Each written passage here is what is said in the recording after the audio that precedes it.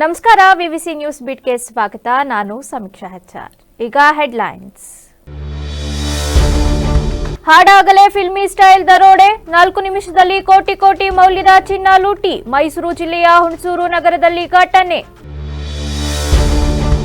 ಸಕಲೇಶಪುರದಲ್ಲಿ ಬೆಳ್ಳಂಬೆಳಗ್ಗೆ JCB ಗರ್ಜನೆ, 100ಕ್ಕೂ ಹೆಚ್ಚು ಅನಧಿಕೃತ ಗೂಡಂಗಡಿಗಳು ನೆಲಸಮ. ಅಧಿಕಾರಿಗಳ ವಿರುದ್ಧ ಬೀದಿ ಬದಿ ವ್ಯಾಪಾರಿಗಳ ಆಕ್ರೋಶ.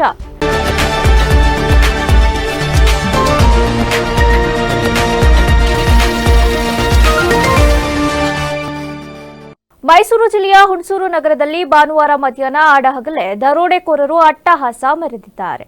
7 ಗನ್ ತೋರಿಸಿ ಕೇವಲ 4 ನಿಮಿಷಗಳ ಅವಧಿಯಲ್ಲಿ ಸ್ಕೈಗೋಲ್ಡ್ ಅಂಡ್ ಡೈಮಂಡ್ಸ್ ಮಳಿಗೆಯಿಂದ ಕೆಜಿಗಟ್ಟಲೆ ಚಿನ್ನ ಹಾಗೂ ವಜ್ರಾಭರಣಗಳನ್ನು ದೋಚಿ ಪರಾರಿಯಾಗಿದ್ದಾರೆ. ದರೋಡೆಕೋರರು ಅತ್ಯಂತ ವ್ಯವಸ್ಥಿತವಾಗಿ ಸಂಚು ರೂಪಿಸಿ ಈ ಕೃತ್ಯ ಎಸಗಿದ್ದಾರೆ ಎಂಬುದು ಸಿಸಿಟಿವಿ ದೃಶ್ಯಗಳಿಂದ ತಿಳಿದು ಬಂದಿದೆ.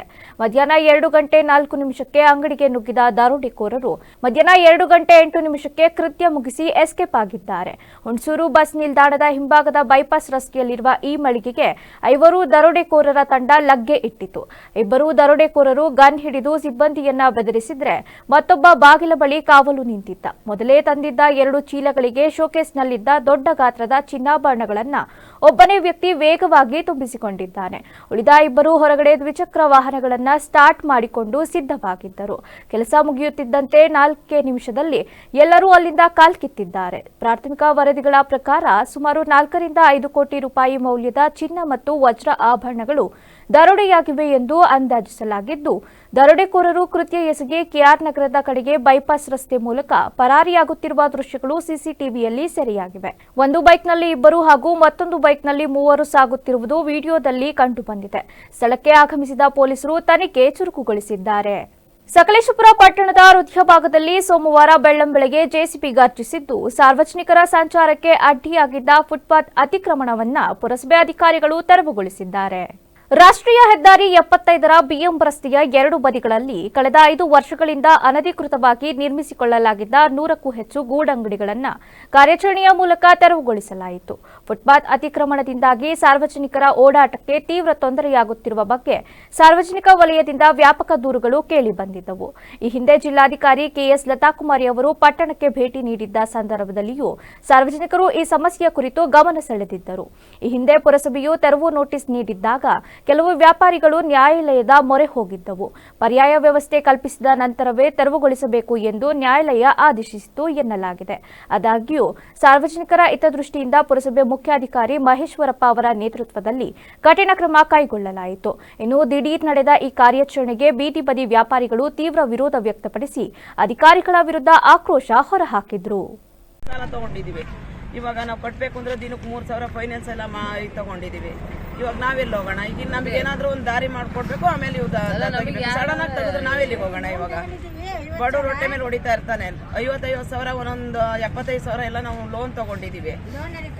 ಈ ಲೋನ್ ಅವ್ರಿಗೆ ಕಟ್ಟಬೇಕು. ಇವಾಗ ಲೋನ್ ಅವ್ರು ಕೇಳ್ತಾರೆ, ಇವ್ರ ಅಂಗಡಿ ತಗೋದ್ರೆ ಯಾರು ಕೇಳಲ್ಲ. ಇವಾಗ ನಾವೇನ್ ಮಾಡೋಣ? ನಾವೆಲ್ಲ ವಿಷಯ ಕುಡಿಬೇಕಷ್ಟೇ ಕೂತ್ಕೊಂಡು. ಇವಾಗ ಬೀದಿ ಬದಿ ವ್ಯಾಪಾರಸ್ಥರಿಗೆ ಕಾರ್ಡ್ ಕೂಡ ಕೊಟ್ಟಿದ್ದಾರೆ, ಲೈಸೆನ್ಸ್ ಕೊಟ್ಟಿದ್ದಾರೆ. ಲೈಸೆನ್ಸ್ ಕೊಡಬಾರ್ದಿತ್ತು. ಇವಾಗ ಹಿಂಗೆಲ್ಲ ತೆಗಿಬೇಕಾದ್ರೆ ಇವಾಗ ಅರ್ಧ ಇಲ್ಲಿ ನಾವು ಬೀದಿ ಬದಿ ವಕೀಲರು ಈ ಬೀದಿ ಬದಿಗಳ ವ್ಯಾಪಾರಿಗಳ ಸಮಸ್ಯೆ ಏನಿದೆ, ಇದು ಹಲವಾರು ವರ್ಷಗಳಿಂದ ಸಕಲೇಶಪುರದಲ್ಲಿ ಇದ್ದಂತಹ ಸಮಸ್ಯೆ. ಈಗ 2 ವರ್ಷಗಳ ಹಿಂದೆ ಸಹ ಇದೇ ರೀತಿ ಏಕಾಏಕಿ ಇವ್ರನ್ನೆಲ್ಲ ತೆರವುಗೊಳಿಸ್ತೀವಿ ಅಂತೇಳಿ ಬಂದಂಥ ಸಂದರ್ಭದಲ್ಲಿ ಈ 4 ಜನ ಏನು ಕಮಲಮ್ಮ, ಯಶೋದಮ್ಮ, ಸರಸ್ವತಿ ಮತ್ತು ರಶೀದಮ್ಮ, ಭಾಗ್ಯಮ್ಮ ಏನಿದೆ ಇವರೆಲ್ಲ ನ್ಯಾಯಾಲಯದ ಮೆಟ್ಲೇರಿದ್ರು. ನ್ಯಾಯಾಲಯ ಇವರಿಗೆಲ್ಲ ತಾತ್ಕಾಲಿಕವಾಗಿ ನಿರ್ಬಂಧಕಾಜ್ಞೆಯನ್ನು ಕೊಟ್ಟಿದೆ. ಅವರ ಆದೇಶದಲ್ಲಿ ಏನು ಹೇಳ್ತಾರೆ ಅಂದರೆ ಇವರಿಗೆ ಪರ್ಯಾಯ ವ್ಯವಸ್ಥೆ ಕಲ್ಪಿಸ್ತಲೇ ಇವ್ರನ್ನ ಯಾವುದೇ ರೀತಿ ತೆರವುಗೊಳಿಸಬಾರ್ದು ಅಂತೇಳಿ ಹೇಳಿದ್ದಾರೆ. ಅದು ಯಾಕೆ 40 ವರ್ಷದಿಂದ ವ್ಯಾಪಾರ ಮಾಡ್ತಾ ಇದ್ದೀವಿ. ಏನಾಯ್ತು ಈಗ? ನಮಗೆ ಎದ್ದಾಡಿ ಅಂತಾರೆ. ನಾವು ಎಲ್ಲಿಗೆ ಹೋಗೋಣ?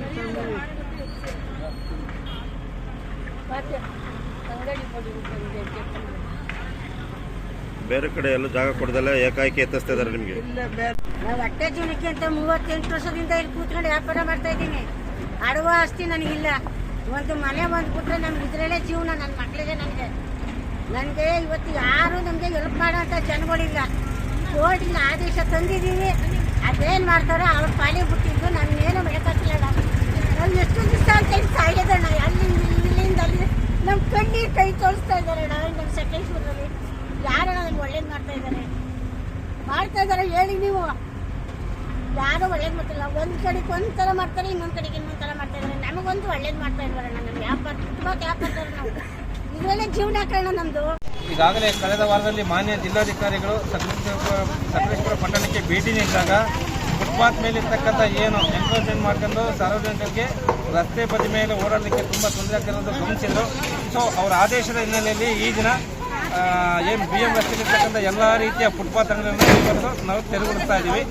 ಮುಂದಿನ ದಿನಗಳಲ್ಲಿ ಅವರಿಗೆಲ್ಲ ಬೇರೆ ಯಾವುದೋ ಒಂದು ಪರ್ಯಾಯ ವ್ಯವಸ್ಥೆ ನಾವು ಮಾಡಿ ಅವರಿಗೆ ಅನುಕೂಲ ಆಗೋ ರೀತಿಯಲ್ಲಿ ನಾವು ಮಾಡ್ತೀವಿ ಅಂತೇಳಿ ಈ ಸಂದರ್ಭದಲ್ಲಿ ನಾನು ಹೇಳ್ತಾ ಇದ್ದೀನಿ. ಏನು ಇಂಜೆಕ್ಷನ್ಸ್ ಅಂತಂದರೆ ಅವ್ರಿಗೂ ಸಹ ನಾವು ಈಗಾಗಲೇ ನೋಟಿಸ್ ಕೊಟ್ಟು 15 ದಿನ ಆಗಿದೆ. 15 ದಿನ ಆಗಿದ ಮೇಲೆ ನಮಗೆ ಲೀಗಲ್ ಪ್ರೊಸೆಸ್ ಮಾಡಿದ್ವಿ. ಹಾಸನ ಜಿಲ್ಲೆಯ ಕ್ರೀಡಾಪಟುಗಳನ್ನು ಪ್ರೋತ್ಸಾಹಿಸುವ ನಿಟ್ಟಿನಲ್ಲಿ ವೈಸಿ ಆರ್ಕಿಡ್ ಗ್ರೂಪ್ಸ್ ವತಿಯಿಂದ ಆಯೋಜಿಸಲಾಗಿದ್ದ ಹಾಸನ ಪ್ರೀಮಿಯರ್ ಲೀಗ್ 2.0 ಹ್ಯಾಂಡ್ಬಾಲ್ ಪಂದ್ಯಾವಳಿಯು ನಗರದ ಜಿಲ್ಲಾ ಕ್ರೀಡಾಂಗಣದಲ್ಲಿ ಯಶಸ್ವಿಯಾಗಿ ಜರುಗಿತ್ತು. ಡಿಸೆಂಬರ್ 27 ಮತ್ತು 28ರಂದು ನಡೆದ ಈ ಕ್ರೀಡಾಕೂಟದಲ್ಲಿ ಹಾಸನಾಂಬ ಹಂಟರ್ಸ್ ತಂಡವು ಭರ್ಜರಿ ಜಯ ಸಾಧಿಸಿ ಚಾಂಪಿಯನ್ ಪಟ್ಟ ಅಲಂಕರಿಸಿತು. ಹಾಸನ ಜಿಲ್ಲಾ ಹ್ಯಾಂಡ್ಬಾಲ್ ಅಸೋಸಿಯೇಷನ್ ಹಾಗೂ ಕಾಸ್ಮಿಕ್ ಹ್ಯಾಂಡ್ಬಾಲ್ ಸ್ಪೋರ್ಟ್ಸ್ ಕ್ಲಬ್ ಸಹಯೋಗದಲ್ಲಿ ಮತ್ತು ಸ್ವರ್ಣಿಮ್ ರಿಯಾಲಿಟಿ ಪ್ಲಸ್ ಸಂಸ್ಥೆಯ ಬೆಂಬಲದೊಂದಿಗೆ ಈ ಪಂದ್ಯಾವಳಿ ಆಯೋಜನೆಗೊಂಡಿತ್ತು. ಪಂದ್ಯಾವಳಿಯ ಮೊದಲ ದಿನದಂದು ಜಿಲ್ಲೆಯ ವಿವಿಧ ಶಾಲೆಗಳ ವಿದ್ಯಾರ್ಥಿಗಳು ಉತ್ಸಾಹದಿಂದ ಭಾಗವಹಿಸಿದ್ದರು. ಬಾಲಕಿಯರ ವಿಭಾಗದಲ್ಲಿ ಸಂತ ಫಿಲೋಮಿನಾ ಹಿರಿಯ ಪ್ರಾಥಮಿಕ ಶಾಲೆ ಪ್ರಥಮ ಸ್ಥಾನ ಗಳಿಸಿದರೆ, ವಿದ್ಯಾನಗರದ GSPS ಹಿರಿಯ ಪ್ರಾಥಮಿಕ ಶಾಲೆ ದ್ವಿತೀಯ ಸ್ಥಾನ ಪಡೆಯಿತು. ಬಾಲಕರ ವಿಭಾಗದಲ್ಲಿ ಪೋದಾರ್ ಎ ತಂಡ ಪ್ರಥಮ ಸ್ಥಾನ ಹಾಗೂ ಪಡುವಲಿಪ್ಪೆ ತಂಡ ದ್ವಿತೀಯ ಸ್ಥಾನವನ್ನು ತನ್ನದಾಗಿಸಿಕೊಂಡಿತು.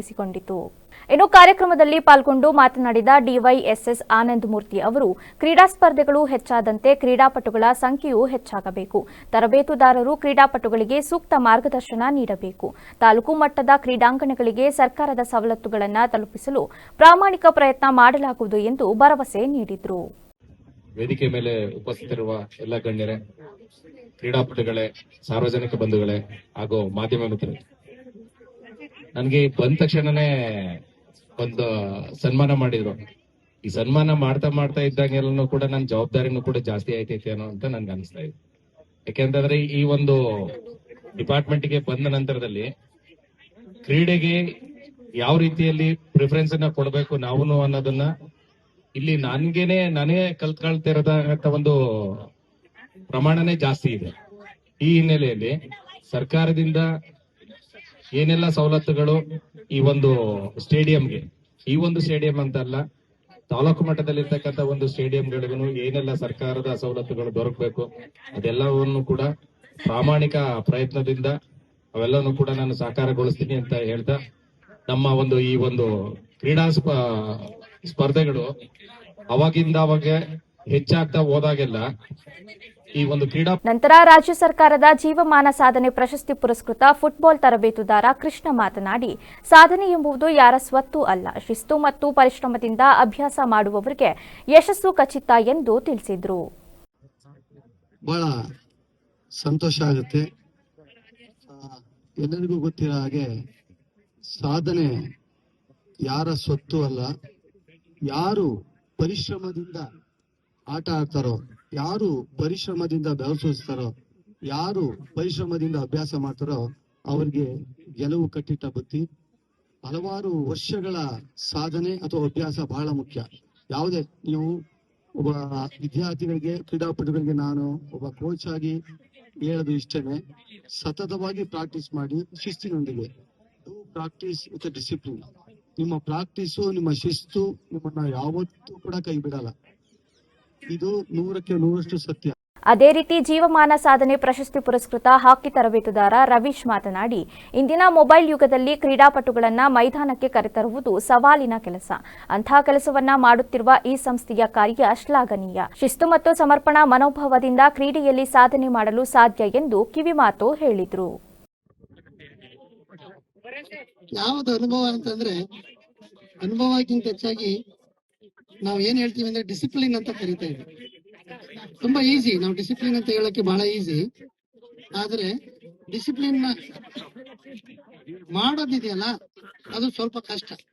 ಯಾವುದೇ ವಿಚಾರದಲ್ಲಾದ್ರೂ ಅಷ್ಟೇ, ಯಾವುದೇ ಒಂದು ಶಿಸ್ತಾದ್ರೂ ಅಷ್ಟೇ, ಯಾವ್ದಾದ್ರೂ ಅಷ್ಟೇ, ಅದನ್ನ ಮೇಂಟೈನ್ ಮಾಡೋದು ತುಂಬಾ ಕಷ್ಟ. ನಾವು ಮಾತಾಡೋದು ಈಸಿ, ನಾವ್ ಹೇಳ್ತೀವಿ ಡಿಸಿಪ್ಲಿನ್ ಆಗಿರಿ, ಡಿಟರ್ಮಿನೇಷನ್ ಆಗಿರಿ, ಡೆಡಿಕೇಶನ್ ಮಾಡಿ ಅಂತೇಳಿ. ಆದ್ರೆ ಇವತ್ತಿನ ಕಾಲಘಟ್ಟದಲ್ಲಿ, ಇವತ್ತಿನ ನಾವ್ ಏನೀಗ ಮೊಬೈಲ್ ಯುಗ ಅಂತ ಹೇಳ್ತೀವಿ, ಇನ್ನೊಂದಿದೆ, ಈ ಎಲ್ಲವನ್ನ ದಾಟಿ ನಾವು ಗ್ರೌಂಡ್ ಗೆ ಬರ್ತಾ ಇದ್ದೀರಾ, ಇಷ್ಟು ಜನನ ಎಳೆ ತರ್ತಾ ಇದಾರೆ ಈ ಸಂಸ್ಥೆಯವರು ಅಂತಂದ್ರೆ, ಈ ಸಂಸ್ಥೆಗೆ ನಾನು ಆಭಾರಿಯಾಗಿರ್ತೇನೆ. ಯಾಕೆ ಈ ಮಾತನ್ನ ಹೇಳ್ತಾ ಇದ್ದೀನಿ ಅಂತಂದ್ರೆ, ಹ್ಯಾಂಡ್ಬಾಲ್ ನಾನು ಹಾಸನದವನೇ ಆದ್ರಿಂದ ಹುಟ್ಟಿಂದನೂ ಹ್ಯಾಂಡ್ಬಾಲ್ ನೋಡ್ತಾ.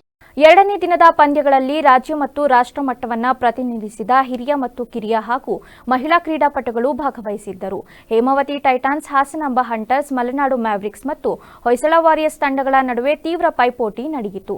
ಅಂತಿಮವಾಗಿ ನಡೆದ ರೋಚಕ ಫೈನಲ್ ಪಂದ್ಯದಲ್ಲಿ ಹಾಸನಾಂಬ ಹಂಟರ್ಸ್ ತಂಡವು ಹೇಮಾವತಿ ಟೈಟಾನ್ಸ್ ವಿರುದ್ಧ ಭಾರೀ ಅಂಕಗಳ ಅಂತರದಿಂದ ಜಯಗಳಿಸಿ HPL 2.0 ಚಾಂಪಿಯನ್ ಟ್ರೋಫಿಯನ್ನು ತನ್ನದಾಗಿಸಿಕೊಂಡಿತು.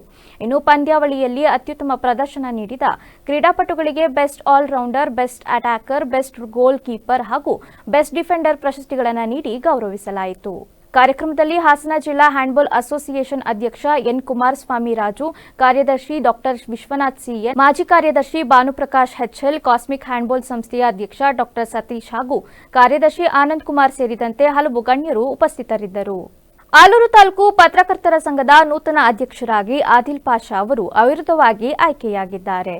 ಪಟ್ಟಣದ ಶ್ರೀ ವೆಂಕಟೇಶ್ವರ ಕಲ್ಯಾಣ ಮಂಟಪದಲ್ಲಿ ಭಾನುವಾರ ನಡೆದ ಚುನಾವಣಾ ಪ್ರಕ್ರಿಯೆಯಲ್ಲಿ ಪದಾಧಿಕಾರಿಗಳ ಆಯ್ಕೆ ನಡೆಯಿತು. ಉಪಾಧ್ಯಕ್ಷರಾಗಿ BN ನವೀನ್ ಕುಮಾರ್, ಪ್ರಧಾನ ಕಾರ್ಯದರ್ಶಿಯಾಗಿ ರುದ್ರಕುಮಾರ್, ಕಾರ್ಯದರ್ಶಿಯಾಗಿ ಸತೀಶ್ ಚಿಕ್ಕಕಣಗಾಲು ಹಾಗೂ ಖಜಾಂಚಿಯಾಗಿ HV ಚೇತನ್ ಆಯ್ಕೆಯಾಗಿದ್ದಾರೆ.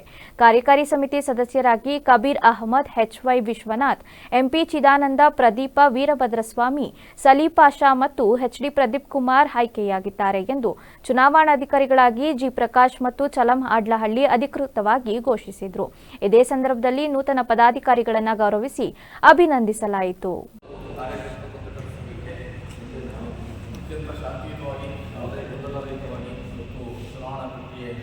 ರಾಜ್ಯ ಸಂಘ ಹಾಗೂ ಹಾಸನ ಜಿಲ್ಲಾ ಕಾರ್ಯನಿರತ ಪತ್ರಕರ್ತರ ಸಂಘದ ನಿಯಮಾವಳಿಯಂತೆ ಶಿಸ್ತುಬದ್ಧವಾಗಿ ನಡೆದಿದೆ. ಎಲ್ಲ ರೀತಿಯಲ್ಲೂ ಸಹ ಚುನಾವಣಾ ಪ್ರಕ್ರಿಯೆಗೆ ತಾವೆಲ್ಲ ಸಹಕಾರ ನೀಡಿದ್ದೀರಿ. ಚುನಾವಣೆ ಪ್ರಕ್ರಿಯೆ ಸಮಗ್ರವಾಗಿ ನಡೆದು ನಾಮಪತ್ರಗಳ ಸಲ್ಲಿಕೆ ಹಾಗೂ ಪರಿಶೀಲನೆ ಹಾಗೂ ಅದರ ಅವಿರೋಧ ಆಯ್ಕೆ ಬಗ್ಗೆಯೂ ಸಹ ನಿಯಮಾವಳಿಯಂತೆ ಎಲ್ಲರನ್ನೂ ಪರಿಶೀಲಿಸಿ, ನಾಮಪತ್ರಗಳನ್ನು ಪರಿಶೀಲಿಸಿ ಎಲ್ಲರ ಸಮ್ಮುಖದಲ್ಲಿ ಈ ಚುನಾವಣೆಯ ಪ್ರಕ್ರಿಯೆಯನ್ನು ಪೂರ್ಣಗೊಳಿಸಿ ಈ ಸಂಘಕ್ಕೆ ಆಯ್ಕೆ ಆಗೋದನ್ನು ಈಗ ಪ್ರಕಟಿಸ್ತಾ ಇದ್ದೀವಿ. ಆಲೂರು ತಾಲೂಕು ಕಾರ್ಯನಿರತ ಪತ್ರಕರ್ತರ ಸಂಘದ ಅಧ್ಯಕ್ಷ ಸ್ಥಾನಕ್ಕೆ ಆದಿಲ್ ಪಾಷಾ ಅವರು ಆಯ್ಕೆಯಾಗಿದ್ದಾರೆ. ಅದೇ ರೀತಿ ಉಪಾಧ್ಯಕ್ಷ ಸ್ಥಾನಕ್ಕೆ ನವೀನ್ ಕುಮಾರ್ BN ಅವರು, ಪ್ರಧಾನ ಕಾರ್ಯದರ್ಶಿಯಾಗಿ ರುದ್ರಕುಮಾರ್, ಕಾರ್ಯದರ್ಶಿಯಾಗಿ ಸತೀಶ್ PM, ಖಜಾಂಚಿಯಾಗಿ ಚೇತನ್ HV ಇವರುಗಳು ಆಯ್ಕೆಯಾಗಿದ್ದಾರೆ. ಕಾರ್ಯಕಾರಿ ಸಮಿತಿ ಸದಸ್ಯರಾಗಿ ಕಬೀರ್ ಅಹಮದ್, ವಿಶ್ವನಾಥ್, ಚಿದಾನಂದ್, ಪ್ರದೀಪ್. ಏನು 2025 ಚುನಾವಣೆ ಸಂಬಂಧ ಚುನಾವಣಾ ಅಧಿಕಾರಿಗಳಲ್ಲಿ ನಮ್ಮ ಆಲೂರು ತಾಲೂಕಿಗೆ ಆಗಮಿಸಿರುವಂತಹ ಪ್ರಕಾಶ್ ಅವರು ಮತ್ತು ಉಪಚುನಾವಣಾಧಿಕಾರಿಯಾಗಿ ಆಗಮಿಸಿರುವಂತಹ ಕಾಲಮಣ್ಣನವರು ಈ ಸಂದರ್ಭದಲ್ಲಿ ಸ್ವಾಗತವನ್ನು ಕೊಡ್ತಾ ಮತ್ತು ಸೂತ್ರವಾಗಿ ಯಾವುದೇ ಒಂದು ಸಮಸ್ಯೆ ಇಲ್ಲದೆ ಚುನಾವಣೆಯನ್ನು ನೆರವೇರಿಸಲು ಮತ್ತು ಚುನಾವಣಾ ಪ್ರಕ್ರಿಯೆಯನ್ನು ಸಂಪೂರ್ಣಗೊಳಿಸಲು ಸಹಕರಿಸಿದಂತಹ ಎಲ್ಲ ನಮ್ಮ ತಾಲೂಕು ಕಾರ್ಯಕರ್ತರ ಸಂಘದ ಸರ್ವ ಸದಸ್ಯರು ಈ ಸಂದರ್ಭದಲ್ಲಿ ಧನ್ಯವಾದಗಳನ್ನು ಅರ್ಪಿಸುತ್ತಾ ಇವತ್ತು ಮೊದಲನೇದಾಗಿ ಕಾರ್ಯಕ್ರಮದಲ್ಲಿ ಸಂಘದ ನಿಕಟಪೂರ್ವ ಅಧ್ಯಕ್ಷ ಪೃಥ್ವಿ ಜಯರಾಮ್, ಮಾಜಿ ಅಧ್ಯಕ್ಷರಾದ MP ಹರೀಶ್, HV ರಾಘವೇಂದ್ರ ಹಾಗೂ ನಟರಾಜ್ ನಾಕಲ್ಗೂಡು ಉಪಸ್ಥಿತರಿದ್ದರು.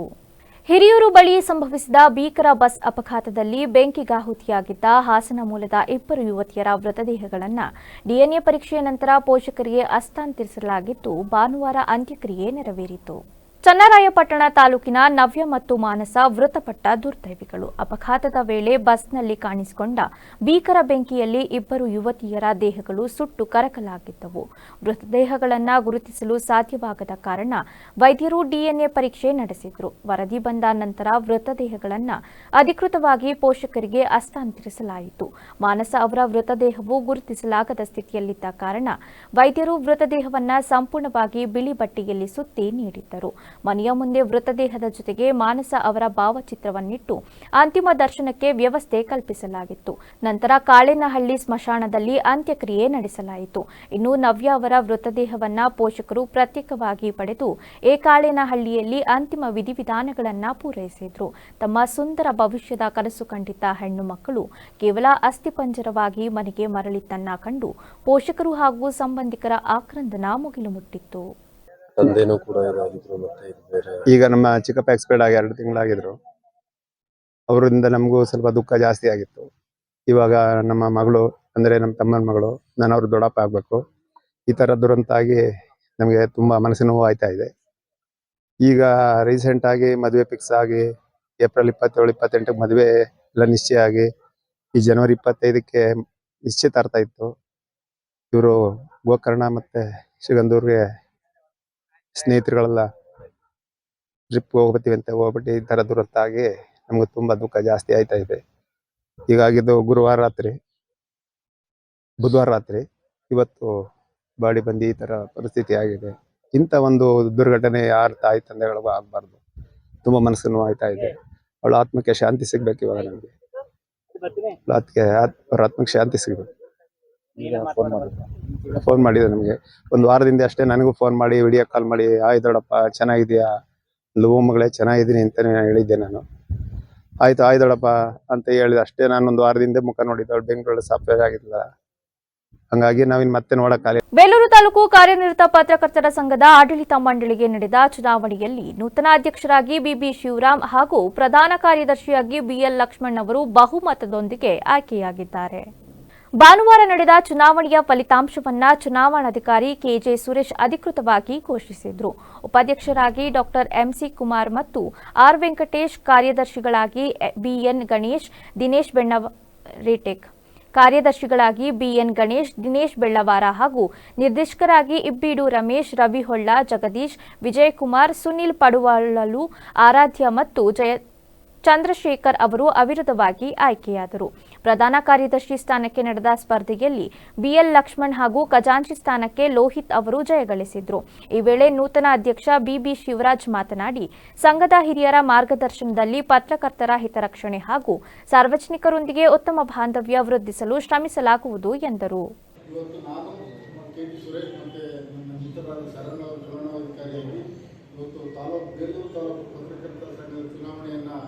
ಬೆಳಗ್ಗೆಯಿಂದ ಈವರೆಗೆ ನಡೆಸಿದ್ದೇವೆ. ಅದರಲ್ಲಿ ಅಧ್ಯಕ್ಷ ಸ್ಥಾನಕ್ಕೆ ಬಿಬಿ ಶಿವರಾಜ್ ಅವರು ಅವಿರೋಧವಾಗಿ ಆಯ್ಕೆಯಾಗಿದ್ದಾರೆ. ಅಧ್ಯಕ್ಷ ಸ್ಥಾನಕ್ಕೆ ಎಂಸಿ ಕುಮಾರ್ ಮತ್ತು ಆರ್ ವೆಂಕಟೇಶ್ ಅವರು ಅವಿರೋಧವಾಗಿ ಆಯ್ಕೆಯಾಗಿದ್ದಾರೆ. ಏನಿವತ್ತು ತಾಲೂಕು ಕಾರ್ಯನಿರತ ಪತ್ರಕರ್ತರ ಸಂಘಕ್ಕೆ ಚುನಾವಣೆ ನಡೀತು. ಈ ಚುನಾವಣೆಯಲ್ಲಿ ನಾವೇನು ಎಲ್ಲ ತಾಲೂಕು ಕಾರ್ಯನಿರತ ಪತ್ರಕರ್ತರ ಸಂಘದ ಹಿರಿಯ ಮಾಜಿ ಅಧ್ಯಕ್ಷರುಗಳು, ಎಲ್ಲ ಸದಸ್ಯರು ಎಲ್ಲರ ಸಹಕಾರವನ್ನು ಪಡೆದು ಅವರ ಮಾರ್ಗದರ್ಶನದಲ್ಲಿ ನಾವೊಂದು ತಂಡವನ್ನು ಮಾಡಿಕೊಂಡಿದ್ದು, ಆ ತಂಡ ಸಂಪೂರ್ಣವಾಗಿ ಇವತ್ತು ಜಯಗಳಿಸೋಕ್ಕೆ ತಾಲೂಕು ಕಾರ್ಯನಿರತ ಪತ್ರಕರ್ತರ ಸಂಘದ ಎಲ್ಲ ಸದಸ್ಯರಿಗೂ ಕೂಡ ನಾನು ಧನ್ಯವಾದಗಳನ್ನ ಹೇಳ್ತೇನೆ. ಈ ಸಂದರ್ಭದಲ್ಲಿ ಜಿಲ್ಲಾ ಸಂಘದ ನಿರ್ದೇಶಕ ಮಲ್ಲೇಶ್, ಮಾಜಿ ಅಧ್ಯಕ್ಷರಾದ ಎನ್ ಅನಂತು, ಡಿಬಿ ಮೋಹನ್ ಕುಮಾರ್ ಸೇರಿದಂತೆ ಹಲವು ಗಣ್ಯರು ಉಪಸ್ಥಿತರಿದ್ದರು. ಅರಕಲಗೂಡು ಪಟ್ಟಣದ ಟೈಮ್ಸ್ ಹಾಸನ್ ಪಿಯು ಕಾಲೇಜಿನಲ್ಲಿ ವಿದ್ಯಾರ್ಥಿಗಳ ವ್ಯಾವಹಾರಿಕ ಕೌಶಲ್ಯ ವೃದ್ಧಿಸುವ ಉದ್ದೇಶದಿಂದ ಆಯೋಜಿಸಲಾಗಿದ್ದ ಆಹಾರ ಮೇಳ ಯಶಸ್ವಿಯಾಗಿ ಜರುಗಿತು. ಶಿಕ್ಷಣ ಸಂಸ್ಥೆಯ ಕಾರ್ಯದರ್ಶಿ ಬಿಕೆ ಗಂಗಾಧರ್ ಮೇಳಕ್ಕೆ ಚಾಲನೆ ನೀಡಿದರು. ಕಾಲೇಜು ಆವರಣದಲ್ಲಿ 14 ಸ್ಟಾಲ್ಗಳನ್ನು ತೆರೆದಿದ್ದ ವಿದ್ಯಾರ್ಥಿಗಳು ಬಿರಿಯಾನಿ, ಕಡುಬು, ಕೋಳಿ ಸಾರು ಸೇರಿದಂತೆ ವಿವಿಧ ದೇಶಿ ಮತ್ತು ಪಾಶ್ಚಿಮಾತ್ಯ ಖಾದ್ಯಗಳನ್ನು ಸಿದ್ಧಪಡಿಸಿ ಮಾರಾಟ ಮಾಡಿದ್ರು.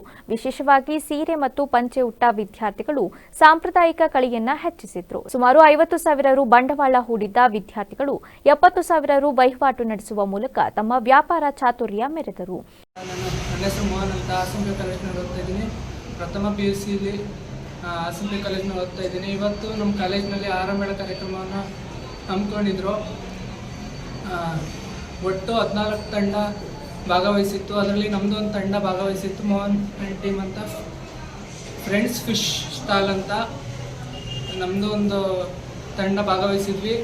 ತುಂಬ ಚೆನ್ನಾಗಿ ವ್ಯಾಪಾರ ಎಲ್ಲ ಆಯಿತು. ಮತ್ತು ನಾವು ಹೊರಗಡೆ ತಿನ್ನೋದಕ್ಕಿಂತ ಮತ್ತು ನಾವು ಮಾಡಿ ಮಾರೋದು ಎಷ್ಟು ಕಷ್ಟ ಇರುತ್ತೆ ಪ್ರತಿಯೊಂದು ನಮಗೆ ಅನುಭವ ಆಯಿತು. ಜೊತೆಗೆ ಎಷ್ಟು ಲಾಭ ಮಾಡ್ಬೋದು, ಎಷ್ಟು ಲಾಸ್ ಆಗುತ್ತೆ, ಪ್ರತಿಯೊಂದು ಅನುಭವ ಆಯಿತು. ನನ್ನ ಹೆಸರು ಶ್ರೇಯಾ. ನಾನು ಓದ್ತಿರೋದು ಅರ್ಕಲ್ಗೂಡಿನಲ್ಲಿ ಹಾಸನ್ PU ಕಾಲೇಜ್. ಅದರಲ್ಲಿ ನಾನು ಫಸ್ಟ್ PUC ಓದ್ತಿದ್ದೀನಿ. ನಾವಿವತ್ತು ಫಸ್ಟ್ ಫೇಸ್ ಮಾಡಿದ್ವು ನಮ್ಮ ಕಾಲೇಜಲ್ಲಿ. ಆವಾಗ ಎಲ್ಲ 14 ಸ್ಟಾಲ್ಗಳು ಕೂಡ ಇದ್ದವು. ಅದರಲ್ಲಿ ಎಲ್ಲ ಫಸ್ಟ್ ಇಯರ್ ಕಾಮರ್ಸ್ ಮತ್ತು ಸೈನ್ಸ್ ಅವರು ಪಾರ್ಟಿಸಿಪೇಟ್ ಮಾಡಿದ್ರು. ಅದರಲ್ಲಿ 14 ಸ್ಟಾಲಲ್ಲೂ ಕೂಡ 5 ಜನ ಇದ್ದಿದ್ದು. ಅದ್ರ ಮೇಲೆ ಯಾರೂ ಇರಲಿಲ್ಲ. ಎಲ್ಲರಿಗೂ ಕೂಡ ಅನ್ನದ ಬೆಲೆ ಅನ್ನೋದೇನು ಅನ್ನೋದನ್ನು ತಿಳ್ಕೊಂಡು ನಾವು ಡೈಲಿ ಏನಂದರೆ ಮನೇಲಿ ಅಮ್ಮ ಮಾಡೋರು ನಮ್ಗದ್ರ ಬೆಲೆ ಗೊತ್ತಿರಲಿಲ್ಲ. ನಾವು ಸುಮ್ಮನೆ ಬರ್ತಿದ್ದೋ ತಿಂತಿದ್ದೋ, ನಮ್ಗದ್ರ ಬೆಲೆ ಗೊತ್ತೇ ಆಗ್ತಿರ್ಲಿಲ್ಲ. ಇವಾಗ ನಾವೇ ಕಷ್ಟಪಟ್ಟು ಮಾಡ್ತಿರೋದ್ರಿಂದ ನಾವು ಏನೋ ಒಂದು ಸ್ವಲ್ಪ ಲಾಭ ಹಾಕ್ಬಿಟ್ಟು ಪ್ರಾಫಿಟ್ ಮಾಡ್ದೋ ಅಂತ ಅಂದರೆ ಅದಕ್ಕೆ ನಮಗೆ ಸ್ವಲ್ಪ ಹೆಮ್ಮೆ ಇದೆ. ಅಂದರೆ ನಮಗೂ ಅನ್ನದ ಬೆಲೆ ಪ್ರಾಂಶುಪಾಲ ಪಿ ನವೀನ್ ಉಳಿವಾಲ ಹಾಗೂ ಬೋಧಕ ವರ್ಗದವರು ಕಾರ್ಯಕ್ರಮದಲ್ಲಿ ಭಾಗವಹಿಸಿದ್ರು. ಶ್ರೀ ಕ್ಷೇತ್ರ ಧರ್ಮಸ್ಥಳಕ್ಕೆ ಅರಕಲಗೂಡು ತಾಲೂಕಿನಿಂದ ಸತತ 8ನೇ ವರ್ಷದ ಪಾದಯಾತ್ರೆ ಭಾನುವಾರ ಅದ್ದೂರಿಯಾಗಿ ಚಾಲನೆ ಪಡೆಯಿತು.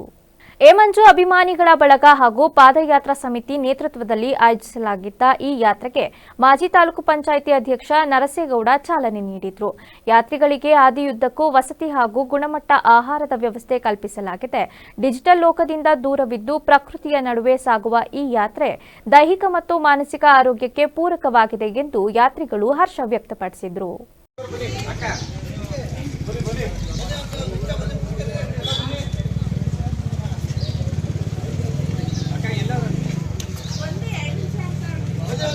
ಈ ದಿನ 8ನೇ ವರ್ಷದ ಧರ್ಮಸ್ಥಳ ಮಂಜುನಾಥ ಸ್ವಾಮಿಯ ಸನ್ನಿಧಾನಕ್ಕೆ ನಮ್ಮ ತಾಲೂಕಿನ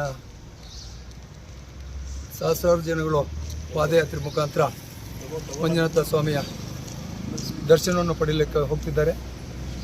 ಈ ಒಂದು ದರ್ಶನಕ್ಕೆ ಹೋಗ್ತಕ್ಕಂಥ ಎಲ್ಲ ಯಾತ್ರಾರ್ಥಿಗಳಿಗೆ ಮತ್ತು ಭಕ್ತಾದಿಗಳಿಗೆ ಆ ಭಗವಂತ ಒಳ್ಳೆಯ ಆಯಸ್ಸು ಆರೋಗ್ಯವನ್ನು ಕೊಟ್ಟು ಸಮಸ್ತ ಜನತೆಗೂ ಒಂದು ಆರೋಗ್ಯವನ್ನು ಕೊಡಲಿ ಅಂತ ಹೇಳ್ತಾ, ಇದೇ ಒಂದು ಉತ್ಸುಕತೆ ಈ ನಮ್ಮ ಜನತೆಯಲ್ಲಿ ಇನ್ನೂ ಹೆಚ್ಚಿನ ಮಟ್ಟದಲ್ಲಿ ಮಂಜುನಾಥ ಸ್ವಾಮಿಯ ಸೇವೆಯನ್ನು ಮಾಡ್ತಕ್ಕಂಥ ಮನೋಭಾವನೆ ಮೂಡಿ ಬರಲಿ ಅಂತ ನಾನು ಭಗವಂತನಲ್ಲಿ ಪ್ರಾರ್ಥನೆ ಮಾಡಿಕೊಳ್ತಾ, ಹೋಗ್ತಕ್ಕಂಥ ಎಲ್ಲ ಯಾತ್ರಾರ್ಥಿಗಳು ಸುಗಮವಾಗಿ ಹೋಗಿ ಸಂತೋಷದಿಂದ ಹಿಂತಿರುಗಿ ಬರಲಿ ಅಂತ ಹೇಳಿ ಆ ಭಗವಂತನಲ್ಲಿ ನಾನು ಪ್ರಾರ್ಥನೆ ಮಾಡ್ತೀನಿ.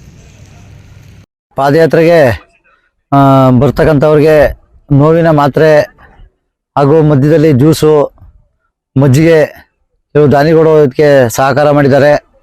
ಹಾಗೂ ಈ ಒಂದು ಧಾರ್ಮಿಕ ಕಾರ್ಯಕ್ರಮಕ್ಕೆ ಹಲವಾರು ಮುಖಂಡರುಗಳು ಈ ಒಂದು ಆರ್ಥಿಕವಾಗಿ ಸಹಾಯವನ್ನು ಮಾಡಿದವರಿಗೆಲ್ಲ ನಮ್ಮ ಸಮಿತಿಯ ವತಿಯಿಂದ ಹೃತ್ಪೂರ್ವಕವಾದ ಧನ್ಯವಾದಗಳನ್ನು ಅರ್ಪಿಸ್ತೀವಿ. ಭಟ್ಕಳ ಉತ್ಸವವು ತಾಲೂಕಿನ ಬಗೆಗಿನ ತಪ್ಪು ಕಲ್ಪನೆಗಳನ್ನು ದೂರ ಮಾಡಿ ಹಬ್ಬದ ವಾತಾವರಣ ಸೃಷ್ಟಿಸಿದೆ ಎಂದು ಹೈಕೋರ್ಟ್ ಹಿರಿಯ ವಕೀಲ ನಾಗೇಂದ್ರ ನಾಯ್ಕ ಅಭಿಪ್ರಾಯಪಟ್ಟರು. ಕ್ರಿಯಾಶೀಲ ಗೆಳೆಯರ ಸಂಘ ಆಯೋಜಿಸಿದ್ದ ಉತ್ಸವದ 3ನೇ ದಿನದ ವಾಲಿಬಾಲ್ ಪಂದ್ಯಾವಳಿ ಉದ್ಘಾಟಿಸಿ ಮಾತನಾಡಿದ ಅವರು, ಇಂತಹ ಕಾರ್ಯಕ್ರಮಗಳು ಜಾತಿ ಮತ ಭೇದವಿಲ್ಲದೆ ಜನರ ನಡುವೆ ಆತ್ಮೀಯತೆ ಬೆಳೆಸುತ್ತದೆ ಎಂದರು. ಈ ಸಂದರ್ಭ ಏನು, ಈ ಟೈಮಿಂಗ್ ಏನು ಅವರು ಸೆಲೆಕ್ಟ್ ಮಾಡಿದ್ದಾರೆ, ವರ್ಷದ ಕೊನೆಯ ಒಂದು ವಾರ, ಇದು ವಿಶ್ವದಾದ್ಯಂತ ಬಹಳ ಮಹತ್ವದ ಒಂದು ವೇಳೆ ಇದು. ಯಾಕೆಂತಂದರೆ ಎಲ್ಲರೂ ಒಂದು ವರ್ಷ ದುಡಿದು ವೆಕೇಶನ್ ತಗೊಳ್ಳುವಂಥ ಟೈಮ್. ನೀವೆಲ್ಲ ರೋಡಲ್ಲಿ ನೋಡಿರ್ಬೋದು. ಇವತ್ತು ನನಗೆ ಮಂಗಳೂರಿಂದ ಇಲ್ಲಿಗೆ ರೀಚ್ ಆಗೋದಕ್ಕೆ 3.5 ಗಂಟೆ ತಗೊಂಡಿದ್ದೆ ವೆಕೇಶನ್ಗೆ. ಯೂಶ್ವಲಿ 2 ಗಂಟೆಗೆ ಬರ್ತೀವಿ ನಾವು, ಅಷ್ಟು ಟ್ರಾಫಿಕ್ ಇದೆ ಈ ರೋಡಲ್ಲಿ. ಈ ಸಂದರ್ಭದಲ್ಲಿ ಇಲ್ಲೊಂದು ಹಬ್ಬದ ವಾತಾವರಣವನ್ನು ಕ್ರಿಯೇಟ್ ಮಾಡಿದ್ದಾರೆ. ನಾನಿಲ್ಲ ಬಂದಾಗ ಒಂದು ಆಶ್ಚರ್ಯ ಏನಾಯಿತು ಅಂತಂದರೆ, ನಾವೀಗ ಸನ್ಮಾನ ಮಾಡಿದಂಥ ಅಣ್ಣಪ್ಪ ನಮ್ಮ ನೇಬರು, ಆದರೆ ನನಗೆ ಪರಿಚಯ ಇಲ್ಲ. ಯಾಕಂತಂದರೆ ಗ್ಯಾಪ್ ಇದೆ, ನಾನು ಹೊರಗಡೆ ಇದ್ದೀನಿ, ಹಾಗಾಗಿ ಗೊತ್ತಾಗೋದಿಲ್ಲ. ಅವ್ರನ್ನ ಕರೆದು ಇಲ್ಲಿ ಸನ್ಮಾನ ಮಾಡಿದಾಗ ಅವ್ರ ಮುಖದಲ್ಲಿ ವಾಚ್ ಮಾಡ್ತಾ ಇದ್ದೆ ನಾನು. ಆ ಒಂದು ಕೃತಜ್ಞತೆಯ ಭಾವನೆ ಏನಿದೆ, ಅದು ನಮಗೆ ಬೇರೆ ಎಲ್ಲಿ ಸಿಕ್ಕಿದ ಸನ್ಮಾನದಲ್ಲೂ ಸಿಗೋದಿಲ್ಲ. ಯಾಕಂದ್ರೆ ಇದು ನಮ್ಮೂರು. ಕಾರ್ಯಕ್ರಮದಲ್ಲಿ ಬ್ಲಾಕ್ ಕಾಂಗ್ರೆಸ್ ಅಧ್ಯಕ್ಷ ವೆಂಕಟೇಶ್ ನಾಯ್ಕ, ಸಂಘದ ಅಧ್ಯಕ್ಷ ರಮೇಶ್ ಖಾರ್ವಿ ಸೇರಿದಂತೆ ಪ್ರಮುಖರು ಉಪಸ್ಥಿತರಿದ್ದರು. ಹಾಸನ ತಾಲೂಕಿನ ಶಾಂತಿಗ್ರಾಮ ಹೋಬಳಿಯ ಚಿಕ್ಕ ಬಸವನಹಳ್ಳಿ ಗ್ರಾಮದಲ್ಲಿ ಶ್ರೀ ಕ್ಷೇತ್ರ ಧರ್ಮಸ್ಥಳ ಗ್ರಾಮಾಭಿವೃದ್ಧಿ ಯೋಜನೆ ವತಿಯಿಂದ ವರಲಕ್ಷ್ಮಿ ಪೂಜೆ ಹಾಗೂ ಧಾರ್ಮಿಕ ಸಭಾ ಕಾರ್ಯಕ್ರಮವನ್ನು ಅತ್ಯಂತ ಶ್ರದ್ಧಾ ಭಕ್ತಿಯಿಂದ ಹಮ್ಮಿಕೊಳ್ಳಲಾಗಿತ್ತು. ಕಾರ್ಯಕ್ರಮದ ಅಧ್ಯಕ್ಷತೆಯನ್ನ ಹೇಮಲತಾ ವಹಿಸಿದ್ದರು. ಮುಖ್ಯ ಅತಿಥಿಗಳಾಗಿ ಜಿಲ್ಲಾ ನಿರ್ದೇಶಕ ಸುರೇಶ್ ವಹಿಸಿದ್ರು. ಪ್ರಮುಖರಾದ ಅಣ್ಣೇಗೌಡರು, ಪ್ರಸನ್ನ ಹಾಗೂ ಬಾಬುರಾಮ್ ಉಪಸ್ಥಿತರಿದ್ದರು. ಶ್ರೀನಿವಾಸ ಸಿದ್ದಾರೂಢ ಮಠದ ಗುರುಗಳು ಕಾರ್ಯಕ್ರಮಕ್ಕೆ ಸಾನ್ನಿಧ್ಯ ವಹಿಸಿದ್ದರು. ಶ್ರೀ ರವಿಕಿರಣ್ ಅವರು ಧಾರ್ಮಿಕ ಉಪನ್ಯಾಸ ನೀಡಿ ನಮ್ಮ ಧಾರ್ಮಿಕ ಆಚರಣೆಗಳ ಹಿಂದೆ ಆಳವಾದ ವೈಜ್ಞಾನಿಕ ವಿಚಾರಗಳು ಅಡಗಿವೆ ಎಂದು ಮಾಹಿತಿ ನೀಡಿದರು. ಈ ಸಂದರ್ಭದಲ್ಲಿ ಒಕ್ಕೂಟದ ಅಧ್ಯಕ್ಷೆ ಮಮತಾ, ಕವಿತಾ, ವಲಯ ಮೇಲ್ವಿಚಾರಕ ನವೀನ್ ಕುಮಾರ್, ಹಳ್ಳಿ ಮೈಸೂರಿನ ಪ್ರಶಾಂತ್, ಸೇವಾ ಪ್ರತಿನಿಧಿಗಳಾದ ರೇಣುಕಾ, ಯೋಗೇಶ್, ಬೇಬಿ, ಅನಿತಾ ಹಾಗೂ ಸಂಘದ ಸದಸ್ಯರು ಮತ್ತು ಗ್ರಾಮಸ್ಥರು ಭಾಗವಹಿಸಿದ್ರು. ಅರಕಲಗೂಡು ಪಟ್ಟಣದ ಐತಿಹಾಸಿಕ ಕೋಟೆ ಲಕ್ಷ್ಮೀ ನರಸಿಂಹಸ್ವಾಮಿ ದೇವಾಲಯದಲ್ಲಿ ನೂತನವಾಗಿ ನಿರ್ಮಿಸಿರುವ ವೈಕುಂಠ ದ್ವಾರದ ಸಂಪ್ರೋಕ್ಷಣಾ ಕಾರ್ಯವು ಭಾನುವಾರ ಭಕ್ತಿ ಭಾವದಿಂದ ಜರುಗಿತು. ಧಾರ್ಮಿಕ ವಿಧಿವಿಧಾನಗಳ ಅಂಗವಾಗಿ ಬೆಳಿಗ್ಗೆ ಮೂಲ ವಿಗ್ರಹಕ್ಕೆ ಪಂಚಾಮೃತ ಅಭಿಷೇಕ, ದೇವತಾ ಪ್ರಾರ್ಥನೆ, ಪುಣ್ಯ ಹಾಗೂ ಅಗ್ನಿ ಪ್ರತಿಷ್ಠಾಪನೆ ನಡೆಯಿತು. ಬಳಿಕ ನೂತನ ದ್ವಾರಕ್ಕೆ ವಾಸ್ತು ಹೋಮ, ಪಂಚಸೂಕ್ತ ಹೋಮ ಹಾಗೂ ಪುಣ್ಯಾಹುತಿ ಸಲ್ಲಿಸಲಾಯಿತು. ಪುರೋಹಿತರಾದ ಶ್ರೀವತ್ಸ ಮತ್ತು ಎಆರ್ ರವೀಶ್ ಪೂಜಾ ಕಾರ್ಯಗಳನ್ನು ನೆರವೇರಿಸಿದರು. ದಾನಿಗಳಾದ ಎಎಸ್ ರವಿ, ಎಚ್ಕೆ ಸಾವಿತ್ರಿ ಹಾಗೂ ಬ್ರಾಹ್ಮಣ ಮಹಾಸಭಾ ಅಧ್ಯಕ್ಷ ನರಸಿಂಹಮೂರ್ತಿ ಮತ್ತಿತರ ಪ್ರಮುಖರು ಪಾಲ್ಗೊಂಡಿದ್ದರು. ಕಲಬುರಗಿ ಜಿಲ್ಲೆಯ ಶಹಬಾದ್ ನಗರದ ಶಾಮ್ಸ್ ಫಂಕ್ಷನ್ ಹಾಲ್ನಲ್ಲಿ ಕರ್ನಾಟಕ ರಾಜ್ಯ ಸರ್ಕಾರಿ ಮತ್ತು ಅರೆ ಸರ್ಕಾರಿ ಎಸ್ಸಿ ಎಸ್ಟಿ ನೌಕರರ ಸಂಘದ ವತಿಯಿಂದ ಸಂವಿಧಾನ ಸಮರ್ಪಣಾ ದಿನಾಚರಣೆ ಹಾಗೂ ತಾಲೂಕು ಘಟಕದ ನೂತನ ಪದಾಧಿಕಾರಿಗಳ ಪದಗ್ರಹಣ ಕಾರ್ಯಕ್ರಮ ನಡೆಯಿತು. ಪೂಜ್ಯ ನಾಗರತ್ನ ಬಂತೇಜಿಯವರ ದಿವ್ಯ ಸಾನ್ನಿಧ್ಯದಲ್ಲಿ ನಡೆದ ಕಾರ್ಯಕ್ರಮವನ್ನು ಕಂದಾಯ ನಿರೀಕ್ಷಕ ಶಿವರಾಜ್ ನಾಟಿಕಾರ ಉದ್ಘಾಟಿಸಿದರು. ಸಂಘದ ಅಧ್ಯಕ್ಷ ಶಿವಪುತ್ರ ಕರ್ಣಿಕರ ಅವರು ಅಂಬೇಡ್ಕರ್ ಅವರ ಭಾವಚಿತ್ರಕ್ಕೆ ಮಾಲಾರ್ಪಣೆ ಮಾಡಿದರು. ಇದೇ ಸಂದರ್ಭದಲ್ಲಿ ವಿದ್ಯಾರ್ಥಿಗಳಿಗೆ ಆಯೋಜಿಸಿದ್ದ ವಿವಿಧ ಸ್ಪರ್ಧೆಗಳ ವಿಜೇತರಿಗೆ ಬಹುಮಾನ ವಿತರಿಸಲಾಯಿತು. ಕಾರ್ಯಕ್ರಮದ ಅಧ್ಯಕ್ಷತೆಯನ್ನ ರವಿಕುಮಾರ್ ಡಿ ಹಾದಿಮನಿ ವಹಿಸಿದ್ದರು. ರಾಜ್ಯ ಸರ್ಕಾರದಲ್ಲಿ ಮುಖ್ಯಮಂತ್ರಿ ಬದಲಾವಣೆ ಹಾಗೂ ಸಚಿವ ಸಂಪುಟ ಪುನರ್ರಚನೆ ಕುರಿತಾದ ಚರ್ಚೆಗಳಿಗೆ ಅಬಕಾರಿ ಸಚಿವ ಆರ್ಬಿ ತಿಮ್ಮಾಪುರ ಪ್ರತಿಕ್ರಿಯಿಸಿದ್ದು, ಈ ಬಗ್ಗೆ ಹೈಕಮಾಂಡ್ ನಿರ್ಧಾರವೇ ಅಂತಿಮ ಎಂದು ತಿಳಿಸಿದ್ದಾರೆ. ಕಲಬುರಗಿಯಲ್ಲಿ ಸುದ್ದಿಗಾರರೊಂದಿಗೆ ಮಾತನಾಡಿದ ಅವರು, ಸಿಎಂ ಆಗಬೇಕೆಂಬ ಆಸೆ ಎಲ್ಲರಿಗೂ ಇರುವುದು ಸಹಜ. ಆದರೆ ಬದಲಾವಣೆಯ ಬಗ್ಗೆ ನನಗೆ ಮಾಹಿತಿ ಇಲ್ಲ. ಶಾಸಕರು ಅಭಿಮಾನದಿಂದ ಹೇಳಿಕೆಗಳನ್ನು ನೀಡುತ್ತಿರುತ್ತಾರೆ ಎಂದರು. ಇದೇ ವೇಳೆ ಸಿದ್ದರಾಮಯ್ಯ ಅವರ ಆಡಳಿತವನ್ನ ಶ್ಲಾಘಿಸಿದ ಅವರು, ದೇವರಾಜ್ ಅರಸು ಅವರ ನಂತರ ಸಿದ್ದರಾಮಯ್ಯ ಅವರು ಉತ್ತಮ ಆಡಳಿತ ನೀಡುತ್ತಿದ್ದಾರೆ. ಗ್ಯಾರಂಟಿ ಯೋಜನೆಗಳ ಮೂಲಕ ರಾಜ್ಯದ ಅಭಿವೃದ್ಧಿಗೆ ಶ್ರಮಿಸುತ್ತಿದ್ದಾರೆ. ಅವರ ಮೇಲಿನ ಪ್ರೀತಿಯಿಂದಲೇ ಅಹಿಂದ ಸಮಾವೇಶ ಆಯೋಜಿಸಲಾಗುತ್ತಿದೆ ಎಂದು ಸಮರ್ಥಿಸಿಕೊಂಡರು. ಅದು ಲೋಕಲ್ ಜಿಲ್ಲಾಧಿಕಾರಿಗಳಿಗೆ ಬಿಟ್ಟಿರ್ತೀವಿ. ಲಾ ಅಂಡ್ ಆರ್ಡರ್, ಪೊಲೀಸರು, SP, DC ಅವರಿಲ್ಲಿ ಪರಿಸ್ಥಿತಿಗೆ ಅನುಗುಣವಾಗಿ ಅವರು ಅದನ್ನು ಕ್ರಮ ಕೈಗೊಳ್ತಾರೆ. ಲಿಕ್ಕರ್ ಸೇಲ್ ಹೆಂಗ್ ಲಿಮಿಟ್ ಮಾಡಕ್ಕಾಗುತ್ತೆ? ಲಿಕ್ಕರ್ ನೀವು ಮಾಡಬೇಡಿ ಅಂತ ಹೆಂಗ್ ಹೇಳುದು? ಇಯರ್ ಎಂಡು ಸುಖ ದುಃಖ ಕಷ್ಟ ನಷ್ಟ ಎಲ್ಲದನ್ನು ನೋಡಿರ್ತೀವಿ. ಇದು ಮುಗಿತಪ್ಪ ವರ್ಷ ಸುಖವಾಗಿರ್ಲಿ ಅಂತೇಳಿ ಅವತ್ತು ರಾತ್ರಿ ಖುಷಿಯಾಗಿ ಮಾಡ್ತಿರ್ತಾರೆ. ಅದರಲ್ಲಿ ವಿಶೇಷವಾಗಿ ಯುವಕರು ಮಾಡ್ತಿರ್ತಾರೆ. ಅದಕ್ಕೆ ನಾವು ಖುಷಿ ಅನ್ಬೇಕು ದುಃಖ ಅನ್ಬೇಕು ಗೊತ್ತಿಲ್ಲ. ಇವತ್ತಿನ ಚಲನವಲನದಲ್ಲಿ ವಿಶ್ವದಲ್ಲಿ ಇದು ನಡೀತಕ್ಕಂಥದ್ದು ನಡೀತಾರೆ. ಅದ್ರ ಪಾಠದಲ್ಲಿ ನಾವು ಅದೀವಿ, ನಮ್ಮ ಹುಡುಗರು ಮಾಡ್ತಾರೆ.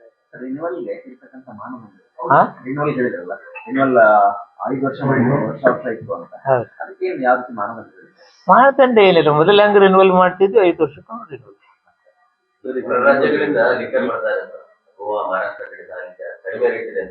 ಇಲ್ಲ, ಅಲ್ಲಿ ಏನಿದೆ ನಮ್ಮಷ್ಟು ಕ್ವಾಲಿಟಿ ಡ್ರಿಂಕ್ಸ್ ಇಲ್ಲ. ಹೇಳ್ತಿದ್ದೀನಿ. ಈಗ ಮತ್ತೊಮ್ಮೆ ಹೆಡ್ಲೈನ್ಸ್.